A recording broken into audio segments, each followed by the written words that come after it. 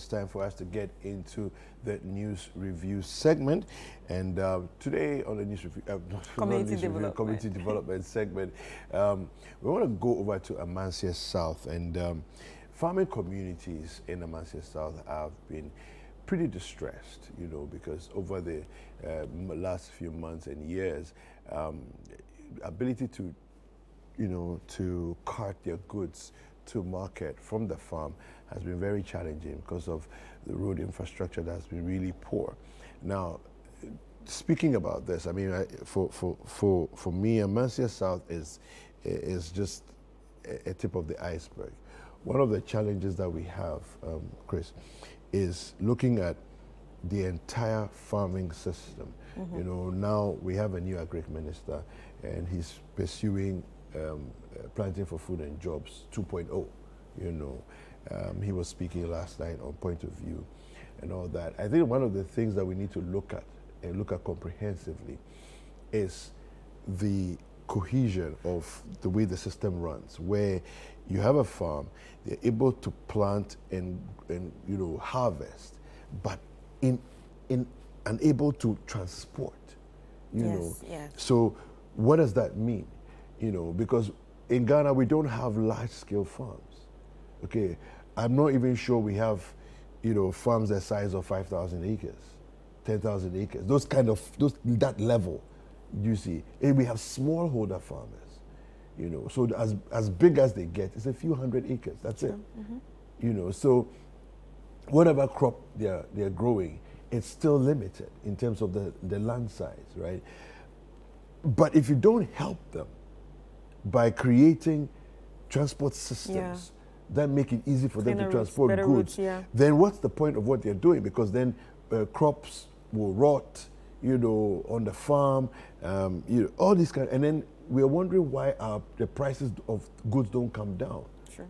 True. Do you get it? Yeah. So let's go to Amansie South District, and this report filed by our correspondent Hafiz Tijani. We want to take a look at it. We'll come back and then we'll talk to some people.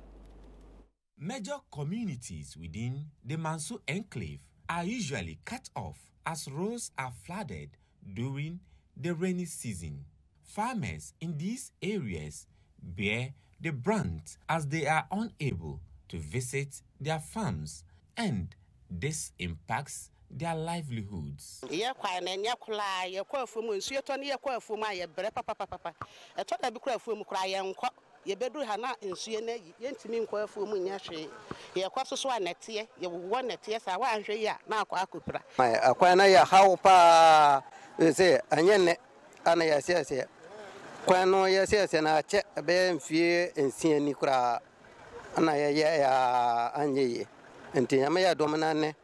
O baba ya ma dia yankopon na yesire mana se ontimenye ekwano amaema yenso ye hontoye do kwano efu kwa kese pa dagani aprapo cancer waso ayi kuru kontinent ali na efa Dubai kuku manche bodie duka de sumi e nan chekro ndim nan ayi na tiongo e kuru kura so wo nsu na ja e kuru na school ha e bi ka ja no ndim school. Roads in the Manso enclave, a typical mining and farming area, are in a bad state despite several appeals to get them fixed. The government recently began the construction of roads in the area to cover about 60 kilometers. The project also includes a 25-kilometer highway to link the Ashanti and Western North regions, but other areas are yet to be covered. A mining firm in the area, Gold Line Mining Limited, is using part of its profits to improve roads within the enclave. A project to reshape a 2.5-kilometer road and the construction of 8 bridges and drains has kick-started. I know Ghana is a good producing country, but I can tell you, it's a good producing country is just on the map. It doesn't reflect the poor people over here. So we, as a revolutionaries, economic revolutionaries, come from America to Ghana. We come to the need of the poor man, or the poor people, the farmers. So we are taking this matter in our own problem, be with them, listen to them, feel their pain, and help to solve their problem. So it is very important. This road has to be constructed so they will have free flow of the movement. And also nearness to their cocoa farm.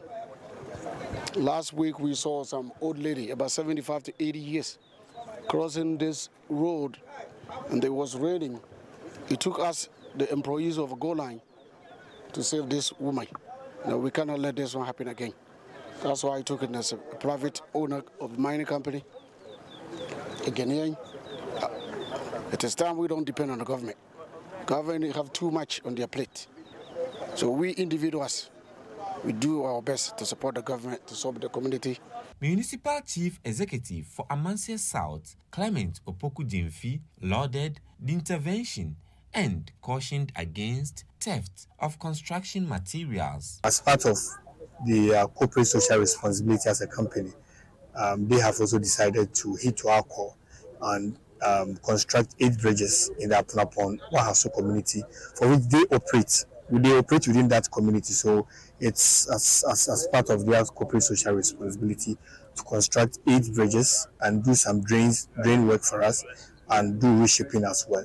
What you are seeing here, it's a farm, the road leading to their farms, and whenever it rains, they find it so difficult to even get to their farms. So 2 bridges will be constructed here. On experience so far, as a chief executive, once a while you hear complaints here and there that contractors are on site and either there's this connivance with the staff of the contractor and the community folks stealing the items meant for the construction of either the road or let's say a school. So I admonish them to desist from that. It's a bad practice. Materials for the construction have already been presented by the firm, which believes the project will enhance the local economy of the beneficiary communities. All right, so there you have it. We want to, appreciate people like the Gold Line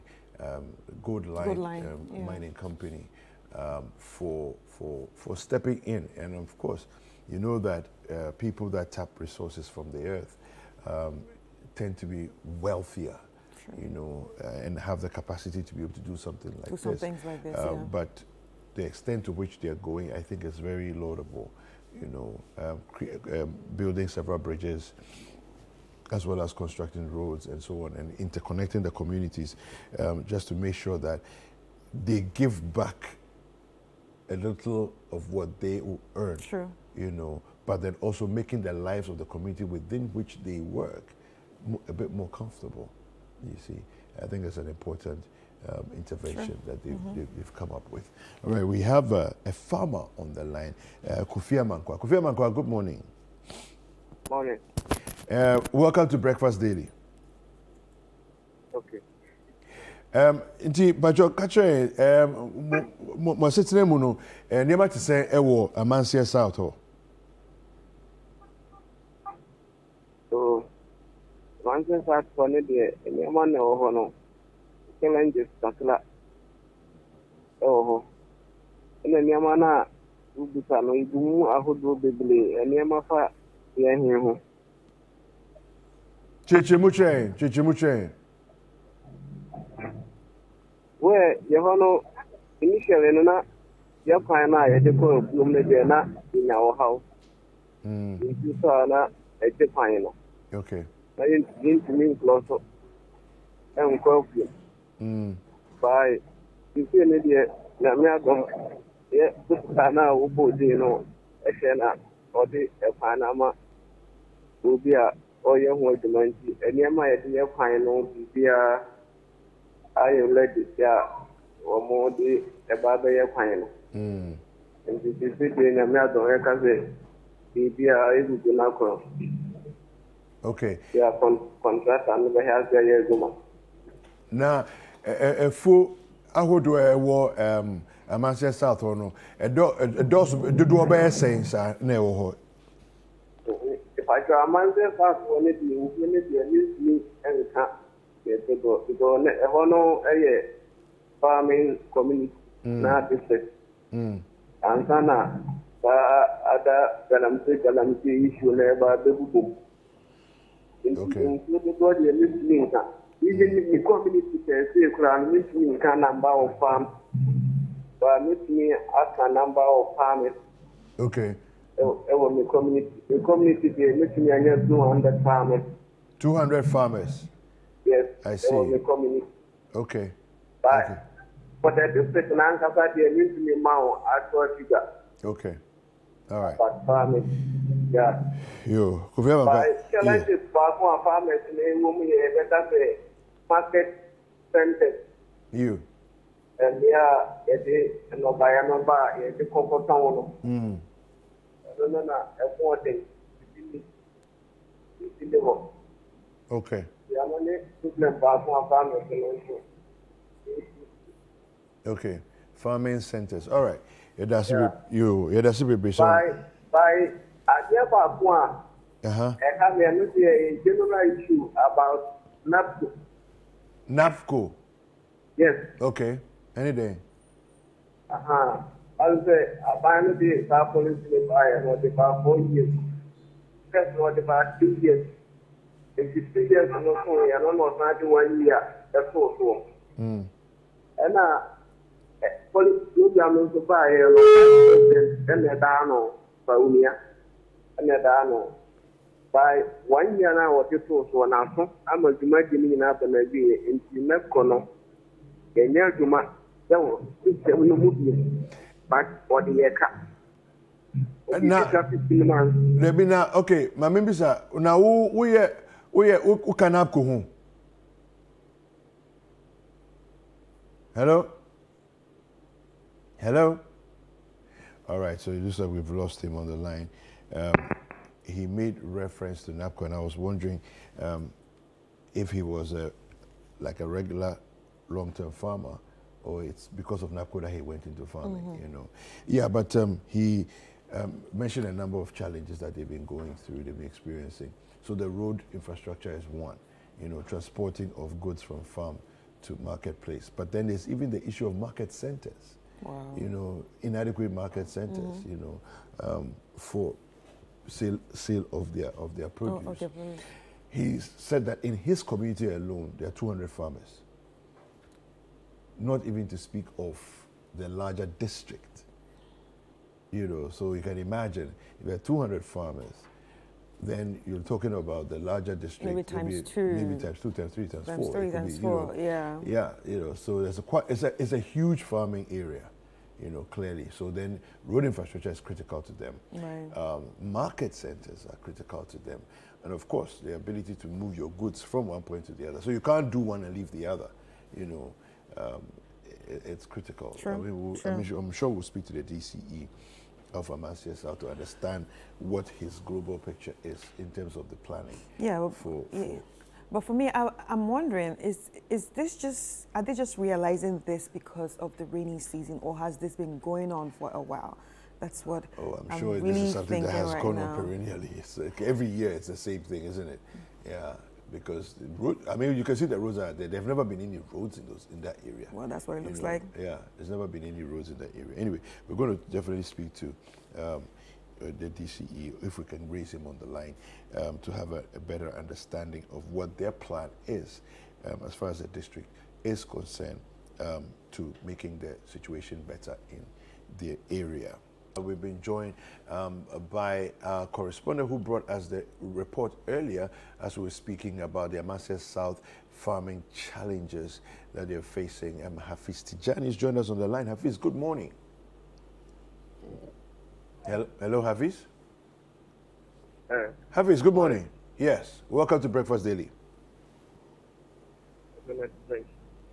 Hafiz, can you hear me? Hello, good morning. Hello. Looks like we're having challenges with Hafiz. Hello, Hafiz. No, it appears we're having challenges with his line. When we get him back on the line, we'll speak to him. But you know, the idea of making sure that all the different things, as far as agriculture is concerned. So I think that one of the things that the government has been very big on is things like fertilizer, you know, and inputs, farming inputs, right? I think one of the considerations that needs to be worked on, well, two really, is number one, access in and out of the farm. Number two, storage, right? Things like silos, warehouses, and all of that. Then we look at processing. Right. You see, so if you don't have the capacity to store in large quantities and to release slowly into the system, you always have peaks and dips in terms of pricing across the year, right? So, pear is in season. True. The price dips. Then pear goes out of season. It hikes. This is what you're going to have. And even tomatoes. Yeah, no, I mean, every crop. That's the one. It's the same thing. Every crop, it will just do this flip-flopping throughout the year, depending on whether it's a season or it's not. Yeah. But you see, it's unfortunate because we are a smart, educated group of people that live in this country. We should be able to figure this out. True. We can't live per season. Yeah, and I think another way to actually do that is by working with organizations or NGOs or corporate bodies that have taken it upon them to be in the agro business. Like yesterday, the people we spoke to yesterday, the Ghana Food Movement, they actually focus on the whole chain of food distribution, from how it's planted, from where it's coming from, to even how it gets to you. Yeah. So even though they're not doing it on a large scale, they have sort of like figured out, you know, who does what and how each person can sort of like gain from it. So I think it's time, like you said, we're educated people. And yes, not everybody might know it. And since it's not everybody that knows this, it's time for the government to, you know, kind of like talk to these bodies. Let's have that meeting. Let's collaborate. I think that there's so much that we can do with people who are already in private practice, in their private space, right? Because if people are already in private practice, in private business, and you support them to scale up. Thank you. Right? It's all about support. They already have interest. Their interest is business, is profit, right? And they will do it and protect the system to make sure that it works. It's profitable, right? So support them to scale up. True. You know, and then you collect your taxes on the back end. True. Everybody wins. You see. That's the word, support. Yeah, support them, right? Well, we've been joined by the DCE of Amansie South, Clement Opoku Jemfe. Honorable, you're welcome. Thank you. All right. So let's talk about the farming communities within your district. Do you have any idea how many farms or farmers within Amansie South? Good morning to Terry, you and your crew as well. And you're very good there. You just have farming communities or the number of farmers in your district? I'm asking both questions. Okay, so sincerely, I cannot give you the exact number of farmers in the district. That's fine. But yes. So, but I can give you the total number of farming communities in the district. Okay. So the district primarily it's a rural district and it's a farming district. Okay. So I have a total of 86 farming communities in the district. Okay. Okay. Yes. Wow, that's a lot of farming communities. Yes, 86 farming communities in the district, and so approximately, if we going by the last census, 117,000 population, with 60% being youth per the last count. Yeah.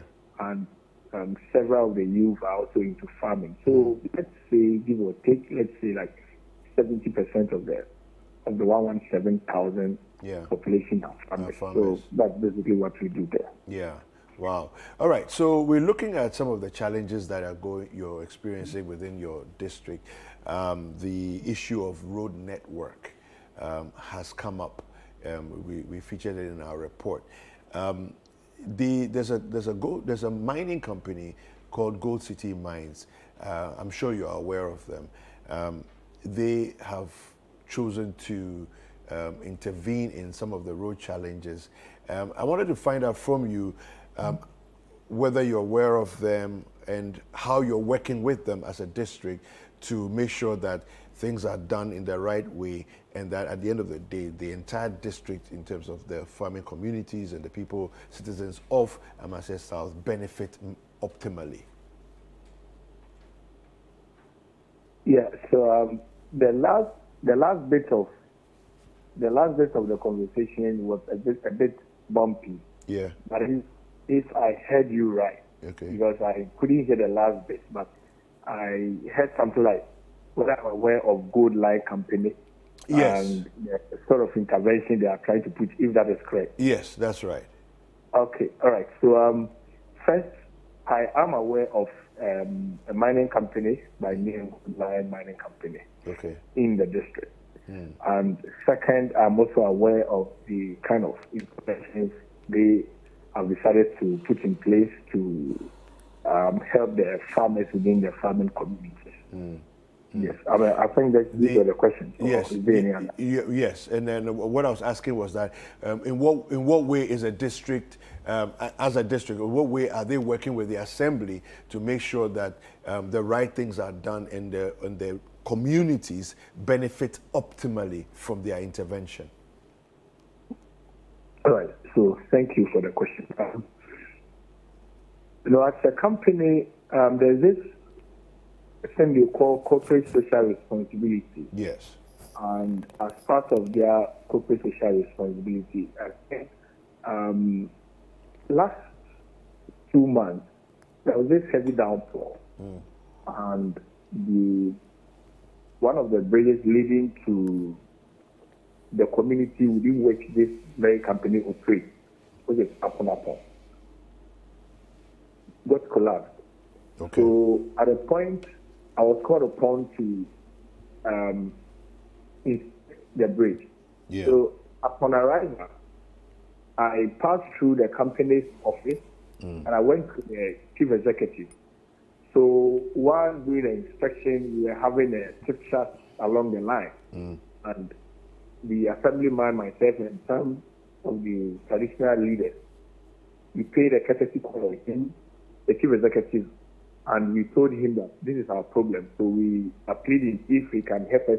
We requested fix the bridges. So upon further consultations, we realized that no, so fixing the bridges alone in future will lead to another possible collapse. So why don't we add drainage systems to it and as well do some reshaping? So the engineers will call it rehabilitation of the road. Okay. So he bought into that idea and asked us to kind of get him an engineer. The assembly has an engineer. Okay. They contacted an assembly engineer. They sat down with him. They came out with their budget and whatever they are supposed to buy. So that is what we are seeing today. They said some bags of cement. I mean, about over 800 bags of cement and other binding materials and iron rods and what have you. So this basically brought up this whole idea. So we actually got it before him. There's something we do all the time as far as the corporate social responsibility. But this time around, they decided to change their modus and go the rehabilitation of the way. And I mean, it's a plus for them to do it because they also use the roads. They are also road users, not only the company. Ask yourself, the average farmer, what does the average farmer have? It's just a bicycle, and the highest will be a motorcycle or whatever. Or a tricycle. But they will be using their trucks and whatever on the road. So if they are, though they are fixing for us, they are also road users. They are going to benefit. And that is one thing I'm sure came to their minds, the more reason why they agreed to our proposal. So we passed them at the back and say, I mean, that kudos to them.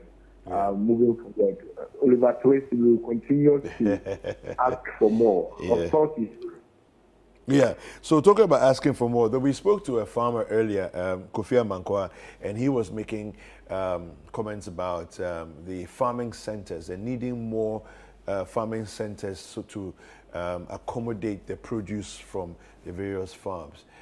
Is there any plan, as far as the assembly is concerned, to open up a few more, market centers, that's what I meant, market centers, a few more market centers, so that we can soak up, the produce from the various farms as they bring out their produce?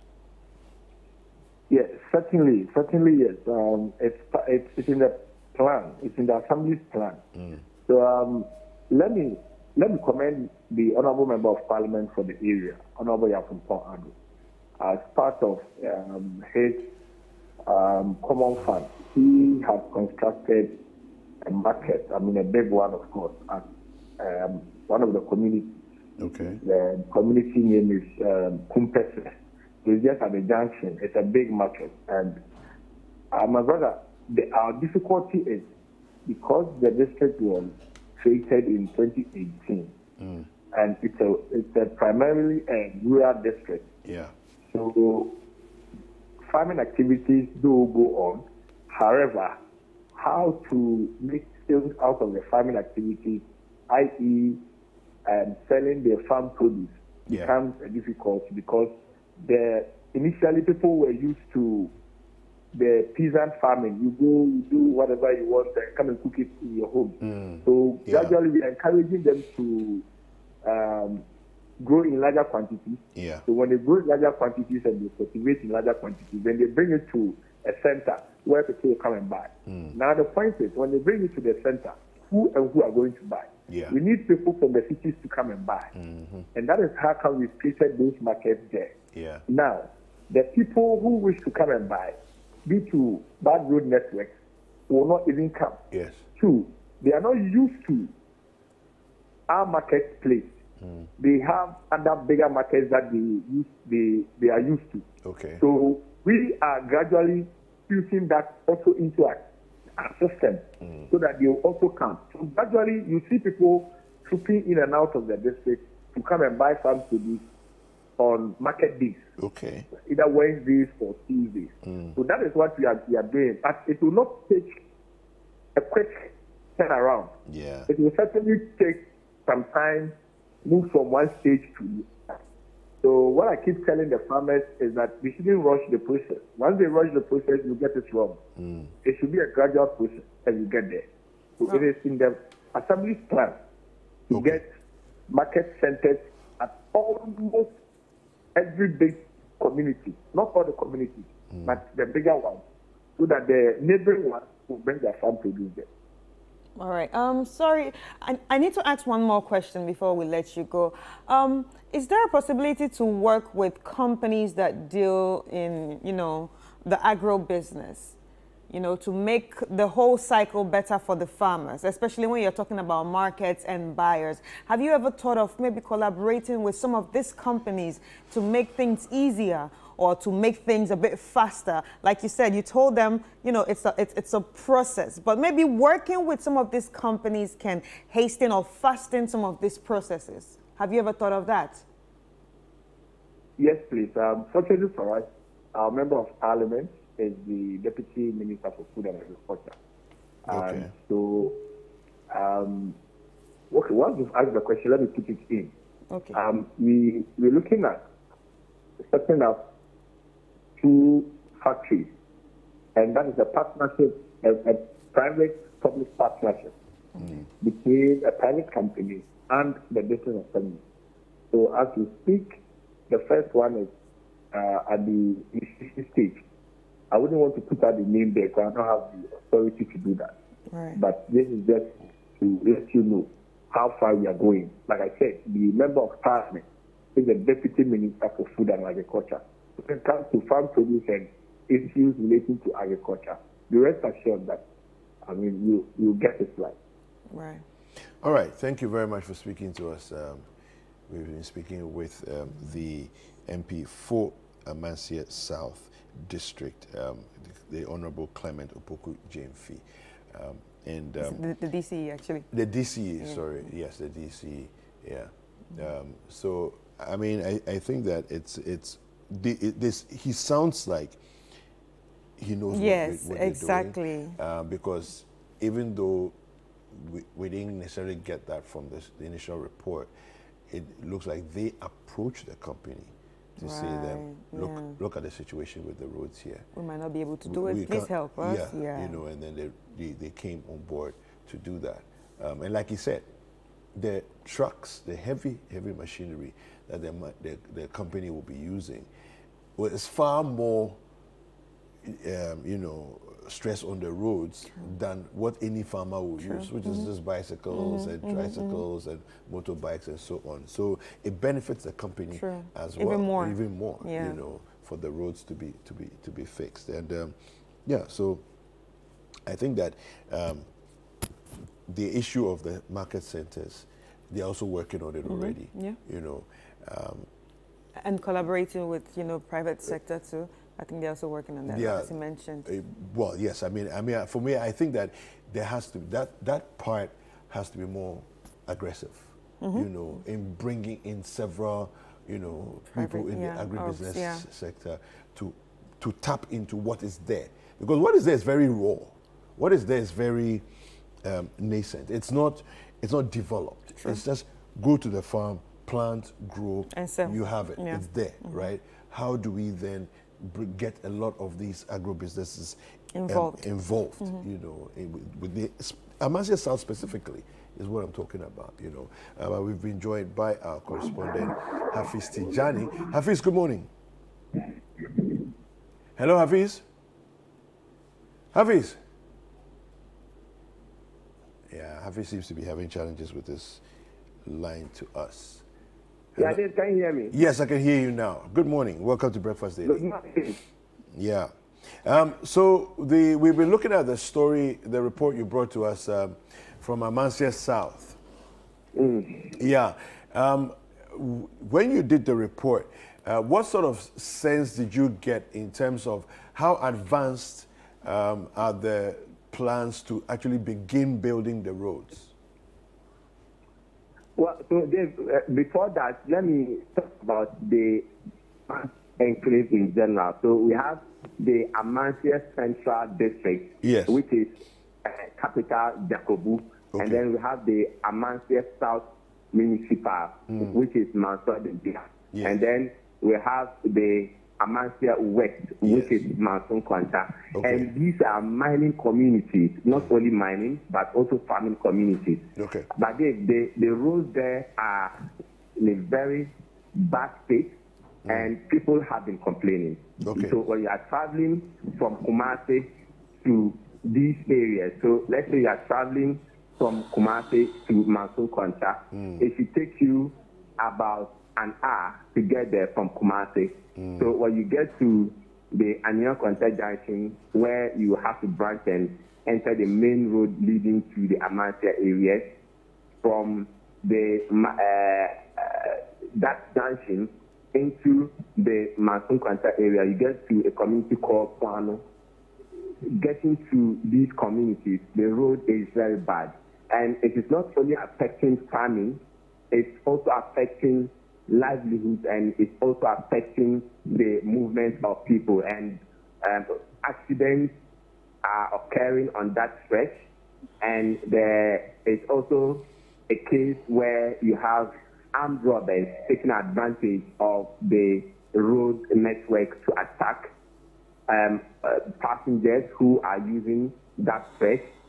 2 years ago, we had an attack on a bullion van, and it happened in that area. And the residents attributed this challenge to the bad road network. So when you look at the Amansie areas, people have been complaining, and they've been saying that these are mining communities. They give resources to the county. Mining is being done there. We have a number of mining companies there. And we have illegal mining activities also going there, small-scale mining and legal mining firms there. But people are not seeing the benefits the mining is bringing. And these are areas where cocoa is produced. And farmers there are also complaining about the bad road network, and that is affecting everything, including health.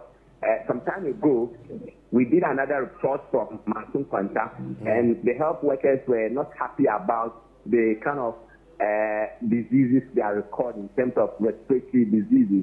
due to the bad nature of the road, dust and all that. So that is the picture for roads within the Amansie enclave. So it's not peculiar to the Amansie South Municipal, but it's also in the Amansie Central District and the Amansie West District. So would you say that all three Amansie districts are similar in terms of their challenges and the layout? Exactly, Dave. So the road is a major factor in when you go to these areas. So these areas also link regions like the Western North region and the Western region using the Amansie enclave. But because the road network is not good, it's not able to link up these regions with Ashanti region properly. So people find it difficult traveling on that stretch. But two major issues that are also there are the mining and then the farming. So the farming gives out the revenue in terms of the cocoa being produced in these areas to the states, and the mining in terms of the gold that is being produced from these areas, and the revenue is being generated by the state, and people are not seeing the benefits in terms of even the construction of the road. So it's a worrying situation in these areas. Is the main cash crop cocoa, or we have other cash crops? Yes, cocoa is the main cash crop in these areas, but you have other farmers in crops such as maize, cassava, and other crops. But cocoa is the main cash crop in this area. Now, in your interaction with the company, did you get a sense of timelines in terms of when they are looking to, finish building at least the first basic roads to start making life a little more comfortable? Well, they have given themselves up to the end of the year to be able to finish this, because they say that this is not a government project, it's a self-help project from the company as part of its corporate social responsibility. So they are doing that to help the government. So they don't want to stick to timelines so that they will face challenges, but they are factoring or considering other barriers, unseen barriers that may come up in the course of the construction of the road. But they are giving themselves between now till the end of the year. All right. Thank you very much, Hafiz. We are grateful for your intervention and for your thoughts on the issue. All right. So we've been having this conversation. It's been about the farming communities in Amansie South, of which the capital is Amansie Edubia. And we spoke to the DCE, we spoke to our correspondent to give us a better understanding of what's happening there. Now, the mining company, I believe, is doing what is their corporate social responsibility, but eventually, when it's done, should create some pretty serious impact on the farming communities there in Amansie South.